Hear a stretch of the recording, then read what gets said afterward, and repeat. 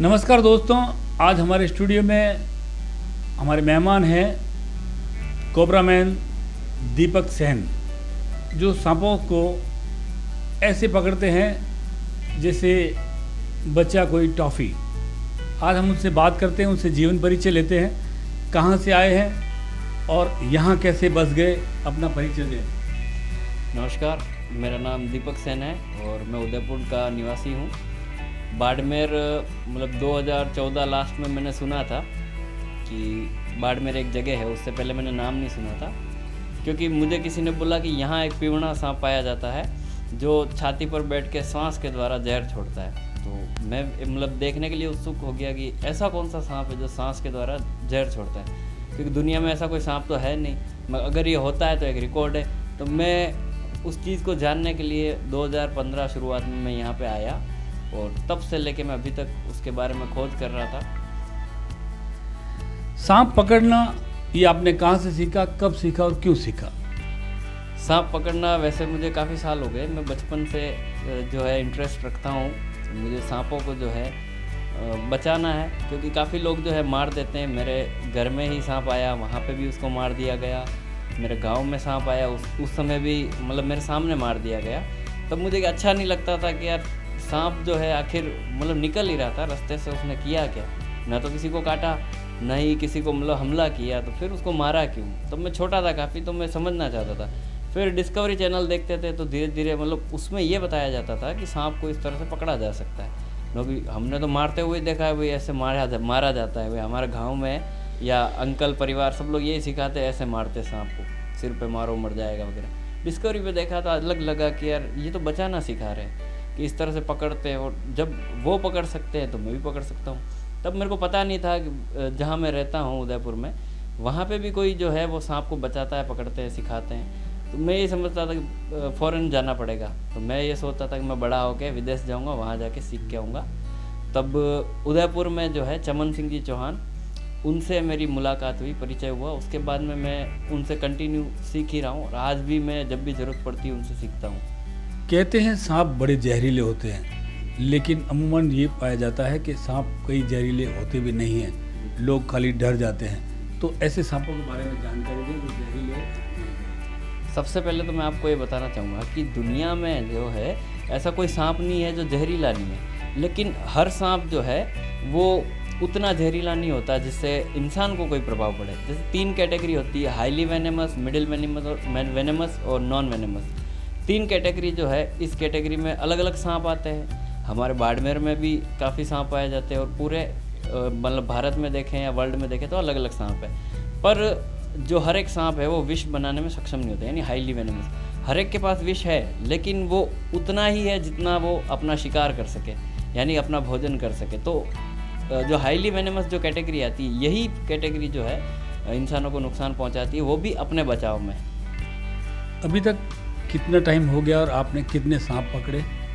लगभग मुझे बाड़मेर ज़िले में करीब 3000 से ज़्यादा सांप पकड़ चुका हूँ। इससे पहले मैं उदयपुर था तो वहाँ भी करीब 4 से 5000 सांप जो है पकड़े हैं। मैं बाड़मेर से ज़्यादा उदयपुर रहा हूँ। और अच्छा, ऐसी कोई घटना बताए जहाँ आप सांप पकड़ने गए हो और आपकी खुद की ज़िंदगी भी बन आई हो, ऐसा लगा कि अब मैं मौत के मुँह में? ऐसा कभी हुआ कि सांप आपको खुद को मारने में आ गया? बिल्कुल बिल्कुल। जब मैं उदयपुर था, मेरा बर्थडे भी था, जन्मदिन था, और सेम उस दिन ही रेस्क्यू आ गया था कि एक सांप जो है पेड़ के ऊपर बैठा है, अजगर, उन्होंने बोला था चित्ती है। हमारे यहाँ पे रसल वाइपर को चित्ती बोलते हैं। तब हमने वहाँ पे जाके देखा, हमने कहा ये तो चित्ती नहीं है, पेड़ के ऊपर वो चढ़ ही नहीं सकती।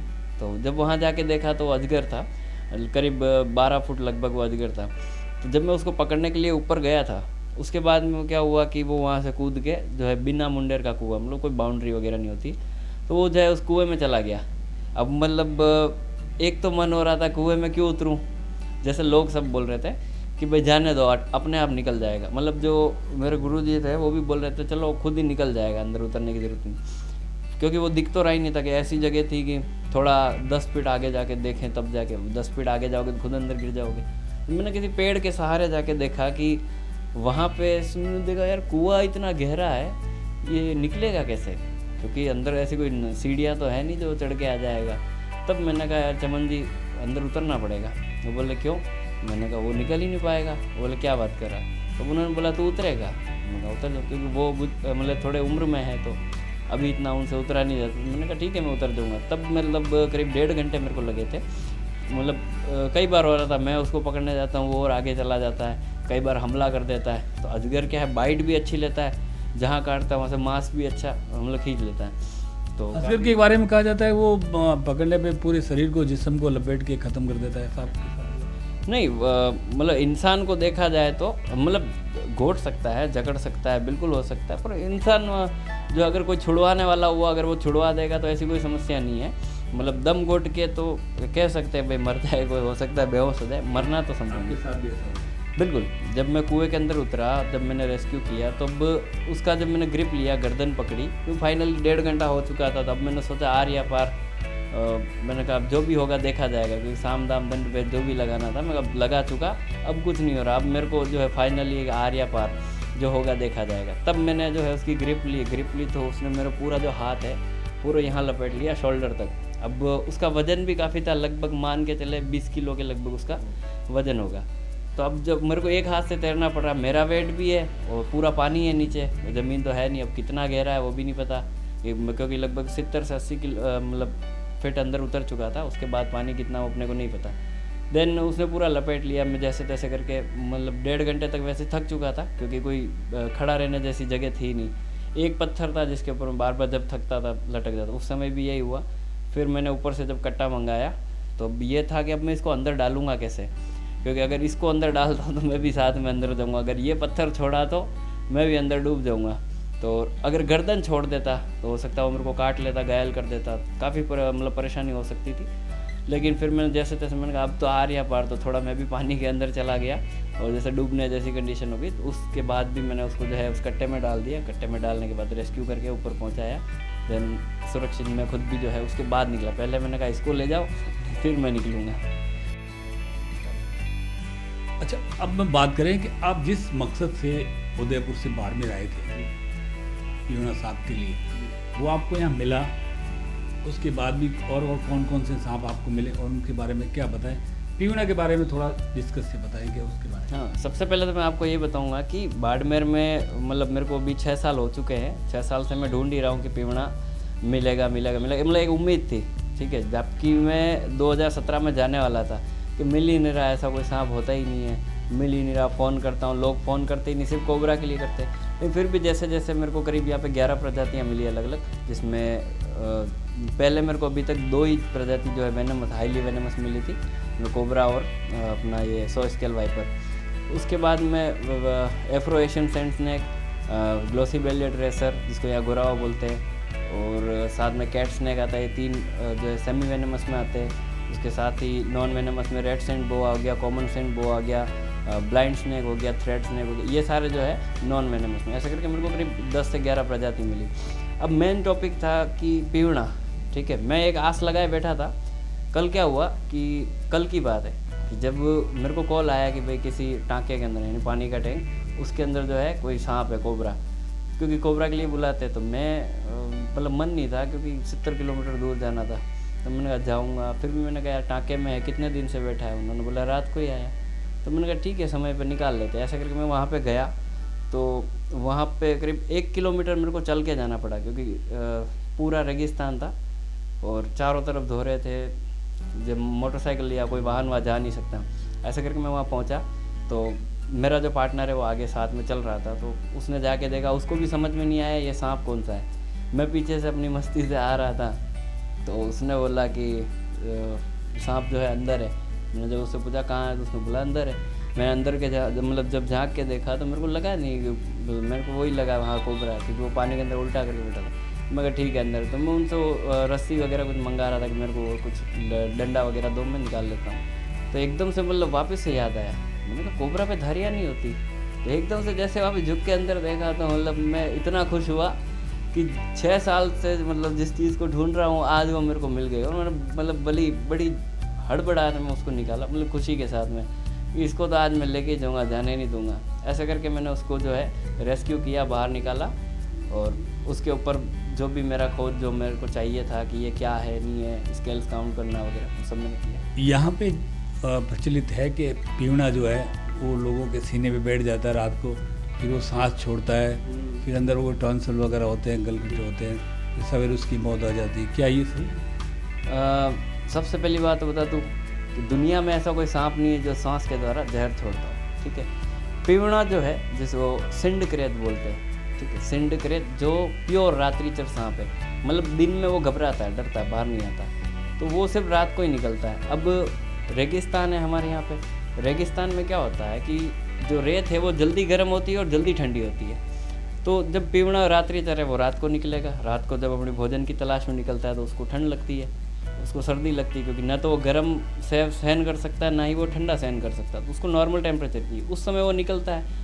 करीब रात की 12 से 2 के बीच में वो समय होता है उसका निकलने का, तब उसको ठंड लगती है। तब वो क्या करता है, सोए हुए इंसान के बदन की गर्मी लेने, मतलब ज़मीन पे जो लेटा हुआ है उस इंसान के बदन की गर्मी, वो उसी को लेने के लिए आता है। आप सोचो कि पलंग के ऊपर चढ़ के पीवड़ा मेरे को काट लेगा, वो संभव नहीं है। या कोई भी सांप जो है आपको पलंग के ऊपर चढ़ के नहीं काट सकता। तो ज़मीन पे लेटे हुए आदमी के पास में जब बदन की गर्मी जो सेकने आता है, उस समय क्या होता है कि आदमी जो है मतलब करवट बदलता है नींद में, उस समय वो उसको काट लेता है। अच्छा, लोग जो है बोलते हैं कि भाई सांस के द्वारा जहर छोड़ा, तो उसका कारण क्या हो गया कि जो पीवड़ा सांप जिसको सिंडक्रेत बोलते हैं, उस सांप के दांत जो होते हैं वो बहुत ही बारीक होते हैं, यानी 5 मतलब mm हिसाब से देखा आधा सेंटीमीटर, आधा सेंटीमीटर मतलब मच्छर के डंक से भी छोटा थोड़ा हो गया ना। तो वो अगर वो किसी को काटेगा तो उसका निशान तो छपना मतलब पॉसिबल नहीं, क्योंकि मच्छर काटता है तो वो भी दर्द नहीं होता अपने को, तो वो काटेगा तो वो भी दर्द मतलब एकदम से पता नहीं चलेगा सोते हुए आदमी को। फिर क्या होता है, दूसरे जो सांप होते हैं उन सभी के दांत जो है मुड़े हुए होते हैं, जब वो काटते हैं तो उनको निकालने के लिए उल्टा घूमना पड़ता है, तो उस समय क्या घाव भी हो जाता है। जब वो जितना निकालने की कोशिश करते हैं घाव उतना गहरा होता है, तो हमको सामने दिख जाता है, दर्द भी होता है, और वो सब दिनचर होते हैं। तो उस समय पता चलता है भाई दर्द हो रहा है, सांप ने काटा है, आपको सीधा पता चल गया। ये क्या है, दांत बारीक है, बाइट का एकदम से पता नहीं चलता, दर्द होता नहीं है। तो अब और दांत जो है वो निशान इसलिए नहीं छपते क्योंकि इसको उल्टा घूमने की जरूरत ही नहीं, इतने छोटे दांत है, वो सीधा काट के बाहर निकाल देता है। तो उस समय जो है इंसान को पता नहीं चलता कि भाई काटा। उसके बाद ये जब चला जाता है तब अपन देखें तो अगर दिन के समय में अगर ये सांप किसी को काटता है तो वो करीब आधे घंटा मतलब मर जाएगा, ठीक है। 17 मिनट तक का रिकॉर्ड है कि 17 मिनट में इंसान की जो है मृत्यु हो चुकी है। उसके बाद में देखा जाए, अब रात के समय में जो है ब्लड सर्कुलेशन जो है वो धीरे होता है, जो हमारा खून है वो रक्त संचरण जो है वो बिल्कुल धीरे हो जाता है, क्योंकि हमारा शरीर जो निष्क्रिय हो जाता है। अब वो धीरे धीरे जो है जो उसका वेनम है वो पूरे शरीर में फैल जाता है। उसके बाद क्या होता है, कुछ जगह जैसे जॉइंट्स वगैरह है, यहाँ पे हमारे जो है लकवा मार जाता है, क्योंकि इसके अंदर प्योर न्यूरोटॉक्सिन वेनम पाया जाता है। मतलब कोबरा सांप में है वो, उसमें भी न्यूरोटॉक्सिन, लेकिन साथ में कार्डियोटॉक्सिक भी, इसमें प्योर न्यूरोटॉक्सिक है। तो ऐसे ही जब बाइट वेनम जो है शरीर में पूरा फैलता हुआ आता है, तो उसके बाद गले में जो है वो लकवा मारता है। जब इंसान सुबह उठते हैं, जो बोलते हैं कि सूरज की किरण देखने से अगर मतलब देख ली किसी ने तो वो मर जाएगा, और सूरज की किरण से पहले पहले उसको जो फोड़ा है उल्टा करके लटका लिया, मतलब उल्टा लटका दिया, उसके बाद में फोड़ दिया तो वो बच जाएगा। ऐसा मतलब मैं नहीं मानता, क्योंकि वो सांप काटेगा मरना तो तय है, क्योंकि वो भारत का देखा जाए तो सबसे जहरीला सांप है। अब जब आपकी नींद खुलेगी करीब 3 घंटे तक आप जिंदा रहेंगे, ठीक है, क्योंकि आपकी बॉडी जो है निष्क्रिय है, का एक्टिव है नहीं, आप डर नहीं रहे, आपको पता है नहीं, दर्द हो नहीं रहा है, तो 3 घंटे तक भी आप मतलब ज़िंदा रहोगे। 3 घंटे बाद जब आप उठते हो तो गले में जैसे दर्द होता है, तो लोगों को लगता है इसको फोड़ा हो गया, तो लोग बोलते हैं इसके फोड़ा हो गया, इसको उल्टा लटकाएंगे फोटो, जितने में तो आदमी मर जाता। तो कई बार होता है सूरज जो उग जाता है तो लोगों को लगता है कि यार सूरज की किरण इसके ऊपर पड़ गई इसलिए वो है मर गया। तो अब जब आपको पीवड़ा मिल ही गया, जो आपका मकसद था कि हम उसको देखें और जाके, तो इसके बाद क्या आपका रहेगा कि वापस उदयपुर चले जाओगे, यहीं रह के लोगों के बीच में जो दूसरे सांप भी है पकड़ोगे, या जनमानस में क्या भावना रहेगी, सांपों के बारे में क्या कहोगे कि भाई इसे मारना चाहिए नहीं मारना चाहिए? सबसे पहले तो मतलब जब पीवड़ा सांप मेरे को मिल गया है, एक्चुअली पीवड़ा कोई साइंटिफिक नाम नहीं है, सिंडक्रेत है, तो वो जब मेरे को मिल गया है भारत में, मतलब पहली बार जो है उस सांप को रेस्क्यू किया गया है मेरे द्वारा। इससे पहले जो है खाली फ़ोटोज़ वगैरह लिए गए, पर नेट पे आप जो भी फ़ोटो देखेंगे वो सारे बाहर के। अब जो है हालांकि मकसद तो पूरा हो गया है, पर अब मन नहीं मानता कि यहाँ से मैं वापस जाऊँ, क्योंकि अभी भी सांपों को जो है लोग मार ही हैं। हमारे सिटी से देखा जाए तो बॉर्डर एरिया में ज़्यादा सांप मरते, जबकि पहले मेरा सोचना था कि सिटी एरिया में ज़्यादा मरते। तो अब मेरा मकसद सा बन गया कि मैं मतलब बाड़मेर आया हूँ तो रेगिस्तान के जो सांप है इनके ऊपर पूरा मैं खोज करके जाऊंगा, कौन से मिलते हैं वगैरह और कौन से जहरीले हैं कौन से नहीं है। उसके साथ ही लोगों में जो फैली भ्रांतियाँ है, जो अंधविश्वास है, मेरा पूरी कोशिश रहेगी कि मैं उसको दूर कर सकूं। और जल्द ही जागरूकता अभियान चलाएंगे, लोगों को घर घर तक संपर्क करेंगे, चाहे जो भी माध्यम हो, और लोगों को इनके बारे में जानकारी देंगे। अच्छा, सांप क्यों नहीं मारना चाहिए, जैसा आपने पूछा सांप क्यों नहीं मारना चाहिए, ठीक है।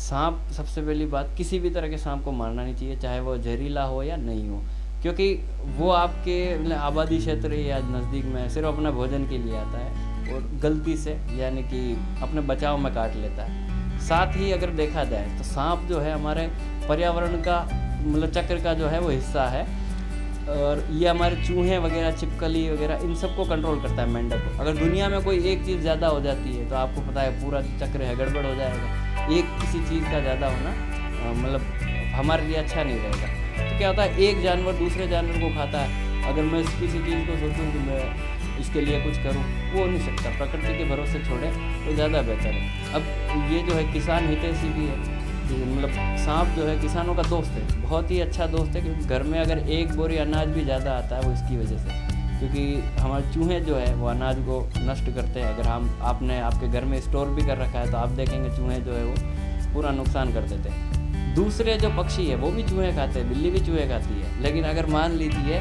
कि बिल के अंदर अगर चूहा चला गया, चूहा जो बिल में चला गया तो बिल्ली घुस पाएगी, कोई पक्षी घुस पाएगा नहीं। तो मात्र एक ऐसा जीव है जो बिल में घुस के मारता है सांपों को। तो इसलिए मैं मानता हूँ कि किसी भी प्रकार के सांप को नहीं मारना चाहिए, क्योंकि अगर सांप है तो हम है तो सांप है, ऐसा नहीं, सांप है। ये थे दीपक सेन, कोबरा मैन, जो इनके पीयूना साहब मिलने के बाद भी इनका अच्छा है कि हम बाड़मेर में रहेंगे और सांपों के बारे में जो मारने का यहाँ पे है वो जागरूकता अभियान चलाएंगे कि सांपों को नहीं मारें, क्योंकि सांप हमारे लिए बहुत काम के है, किसानों की हितैषी है, ये इनका कहना है। और ये जागरूकता अभियान चलाएंगे, इनके लिए बहुत बहुत धन्यवाद। धन्यवाद आपका हमारे साथ।